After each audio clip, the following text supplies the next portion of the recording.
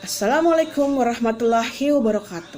Bersama lagi dengan saya yaitu Nindya Siska Mahayati dalam channel Bahagia Grafis dan Kurir.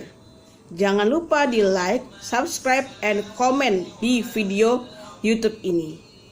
Oke, untuk teman-teman ya yang ingin tahu apa sih kecerdasan itu, ya, kecerdasan itu ada beberapa hal.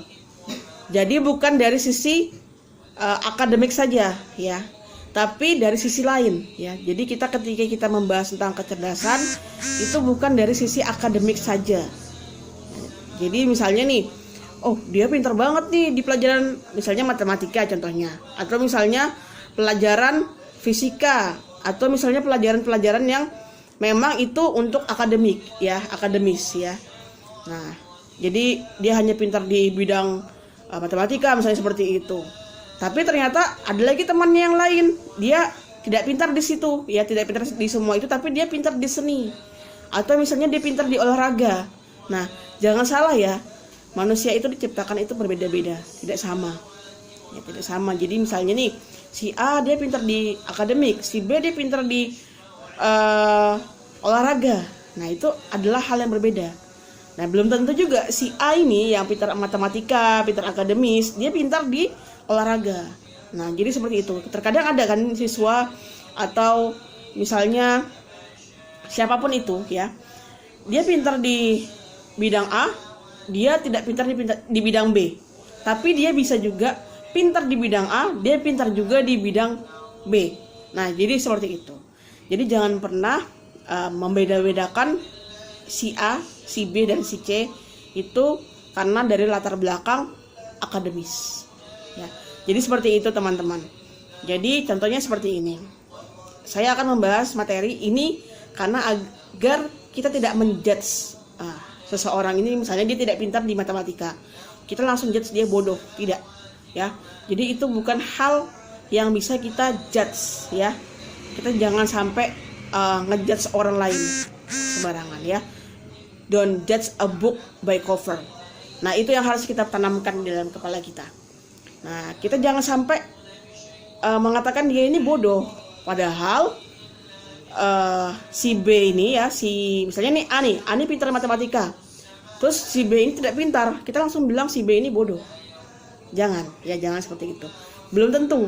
Siapa tahu si B ini dia punya keahlian lain, ya misalnya dia di bidang seni, olahraga, seperti itu, dan lain-lainnya. Terkadang itu. Nah, ketika kita membahas tentang teori kecerdasan atau materi tentang kecerdasan ini, nanti kita bisa mengkelompokkan tuh, kita nanti kemana arahnya, anak-anak kalian itu kemana arahnya, diri kalian sendiri kemana arahnya ya. Jadi bisa kalian pakai. Nah, kecerdasan tuh ada beberapa yang saya akan bahas di sini. Itu ada kecerdasan linguistik. Nah, linguistik itu dia membahas tentang bahasa ya, dia ahli dalam bahasa ya, jadi misalnya seperti itu. Nah, nanti pekerjaan yang cocok itu adalah mungkin menjadi jurnalis ya, karena dia harus bisa mengedit sebuah tulisan, membuat sebuah tulisan jadi rapi, tidak berantakan. Nah, seperti itu. Terus ada lagi kecerdasan lain, matematis ya, jadi dia berpikir logika.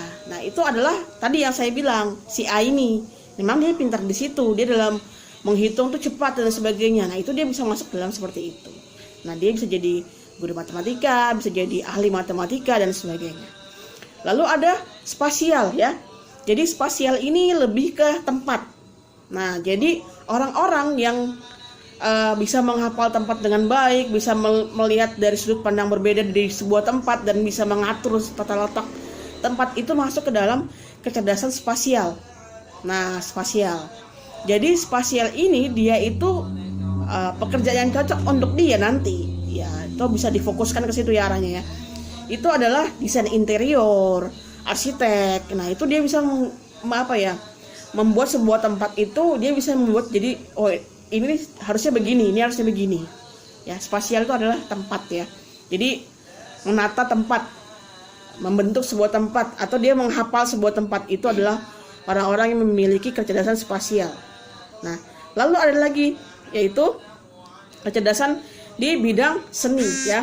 Jadi di bidang musik, seni, Nah itu ada lagi, jadi jangan sampai salah dalam menerapkan. Ketika nanti si anak nih A ini sukanya seni, si B ini sukanya matematika, nanti kalian akan membanding-bandingkannya. Padahal ketika kalian menempatkan ini dengan cara yang benar, ya misalnya si B ini dia pintar di seni, si A ini pintar di matematika, pelajaran-pelajaran di sekolah lah, yang contohnya yang umum di sekolah, yang pelajaran kelompok A, misalnya bahasa Indonesia, matematika, seperti itu. Nah, terus yang si B ini dia hanya pintar di bagian-bagian yang kelompok B, yaitu tadi seni, olahraga. Nah, itu kalian harusnya bisa memfokuskan dia ke arah mana. Ya, kasih guru seni. Kalau yang di B ini kasih guru seni, guru ini. Terus ikutkan lomba-lomba yang berbau seni. Karena nanti di dunia kerja dia harus bisa fokus ke satu kerjaan, ya. Jadi tidak seperti sekolah ya. Sekolah itu kita tidak bisa seperti sekolah. Misalnya dia harus bisa ini. Dia memang nanti di dunia kerja itu kita harus cepat. Tapi dia fokus ke bidang apa yang paling dia sukai dan paling dia bisa. Itu yang dilakukan nanti di dunia kerja. Jadi jangan salah. Ketika dia tidak pintar di matematika atau tidak pintar di bahasa Indonesia misalnya seperti itu, jangan sampai kalian judge anak ini tidak pintar. Tapi kalian berilah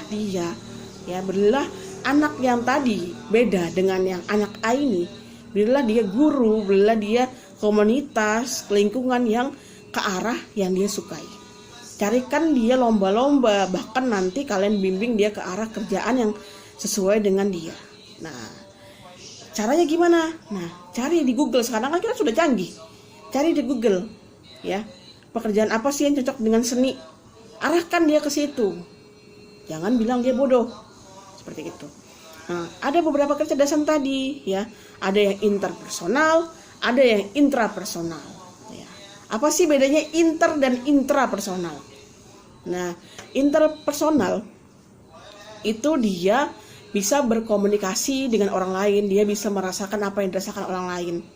Sedangkan intrapersonal itu adalah yang kemampuan dia merasakan apa yang dia bisa rasakan dengan dirinya sendiri. Nah, contoh pekerjaan yang untuk interpersonal itu adalah orang-orang yang bisa bekerja sama dengan tim. Contohnya manajer sebuah perusahaan, atau misalnya sesuatu yang berkelompok, intinya gitu, pekerjaan-pekerjaan tim. Nah, salah satu yang cocok adalah manajer, karena dia bisa mengelola tim. Sedangkan sedangkan intrapersonal itu adalah pekerjaan-pekerjaan yang dari orang ke orang. Misalnya gini, dia dengan dirinya sendiri gitu, dia bisa melakukan hal dengan dirinya sendiri, ya, tapi dia tidak langsung dengan orang banyak, dia personal. Nah, contohnya adalah psikolog, ya, dokter.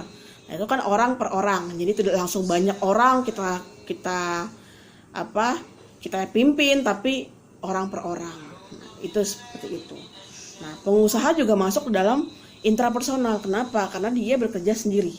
Tapi kalau dia punya tim, ya itu tadi, dia rekrut orang-orang yang bisa dengan kemampuan atau kecerdasan interpersonal. Gitu. Jadi dia merekrut orang-orang seperti itu. Karena pengusaha itu orang yang suka dengan dirinya sendiri, seperti itu. Jadi dia bisa berbagi, tapi tidak langsung banyak. Tapi kalau dia bisa berbagi, berarti dia memiliki kecerdasan, ada namanya kecerdasan yang seimbang. Ya, nanti saya akan bahas setelah ini. Nah, jadi seperti itu. Jadi kecerdasan itu banyak, ya. Bisa kalian cari di Google, bahkan channel-channel YouTube lain ya tentang kecerdasan itu. Jadi ketika kita berbicara tentang kecerdasan ini, kita tidak sembarangan gitu.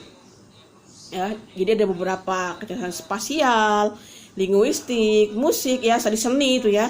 Terus kecerdasan intrapersonal, interpersonal. Terus itu ya, jadi itu yang harus kita pelajari. Ada beberapa lagi ya kecerdasan-kecerdasan itu yang harus kita benar-benar kuasai.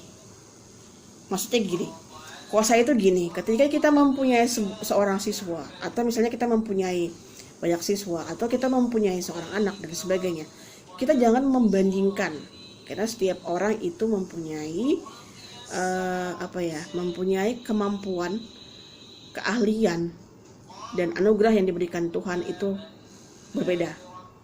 Jadi jangan pernah dibanding-bandingkan antara si A, B, C.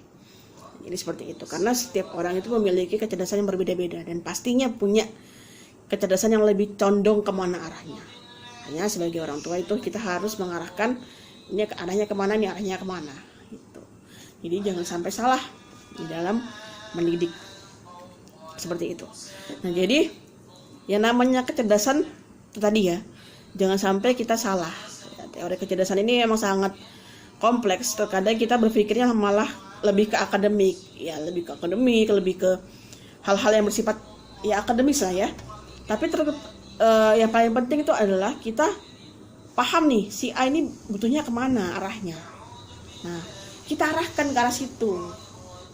Kalau kita seorang guru, kita punya siswa nih, dia nggak pintar memang di bagian-bagian akademis, tapi akademis yang kelompok A ya, misalnya bahasa Indonesia, matematika, IPA, nah itu IPS, itu kan kelompok-kelompok A ya.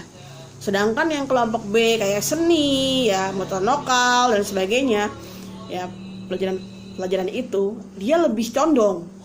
Nah kita sebagai guru jangan mengejudge anak itu, oh dia bodoh, dia nggak mau mengerjakan, bukan seperti itu. Tapi kita bimbing dia untuk tetap mendapatkan nilai di di pelajaran yang tadi kelompok A dan tetap mengerjakan, dan kita bimbing dia ke arah yang kelompok B tadi dengan lebih baik. Dikasihlah lomba-lomba ya, dicarikan lomba-lomba yang bagus untuk dia. Agar apa? Agar dia semangat untuk mengejarnya. Karena belum tentu nanti misalnya nih dia lulus dari sekolah, belum tentu nanti dia jadi orang bodoh. Bahkan banyak sekali, kalau dibilang saya ikut trainingnya salah satu mentor di kota saya ya, itu ada namanya kaum madesu ya, dikira orang waktu sekolah itu madesu, masa depan suram.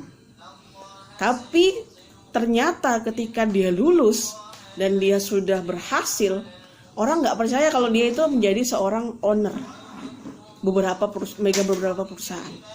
Sampai saat ketemu sama temannya yang dulunya pintar dan dia ini adalah kaum madesu, kaget temannya nih, dikiranya dia ini bukan yang punya gitu. Dia juga gayanya masih gaya-gaya apa ya, gaya-gaya kayak nggak punya gitu, maksudnya nggak bisa apa-apa. Tapi ternyata dia malah yang punya perusahaan, dan bahkan si temannya tadi yang pintar sekali ini bahkan dia kerja di perusahaan itu ya, melamar lah intinya. Dia nggak nyangka kalau si B ini yang tadi kaum madesu, masa depan suram, itu ternyata malah lebih pintar. Jadi jangan pernah meremehkan orang. Ketika sekolahnya bagus, kuliahnya bagus, tapi belum tentu ini yang nanti sukses. Jadi jangan pernah membanding-bandingkan, apalagi kita sebagai guru ya, sebagai guru atau sebagai orang tua, jangan pernah membanding-bandingkan, karena belum tentu hidup orang itu akan sama seperti itu. Jadi saya sharing hari ini untuk itu ya, agar kita tidak membanding-bandingkan si A, si B, dan si C. Jadilah orang yang selalu berpikir positif, jadilah orang yang selalu semangat, jadilah orang yang selalu sukses. Oke, itu saja dari saya. Jangan lupa untuk like, subscribe, and comment video ini. Semoga bisa memberikan manfaat untuk teman-teman semua ya, untuk masyarakat Indonesia. Dan jangan lupa untuk menggunakan jasa Bahagia Kurir, dan doakan Bahagia Kurir bisa mendunia ya. Dan doakan juga untuk kami bisa terus memberikan channel-channel bermanfaat ini untuk masyarakat di Indonesia. Terima kasih. Saya akhiri YouTube saya hari ini. Jangan lupa like dan subscribe, karena subscribe itu gratis katanya Atta Halilintar. Tapi katanya Nindya Siska Mayati, subscribe itu sedekah dan bermanfaat untuk semua. Oke, terima kasih dari saya. Assalamualaikum warahmatullahi wabarakatuh.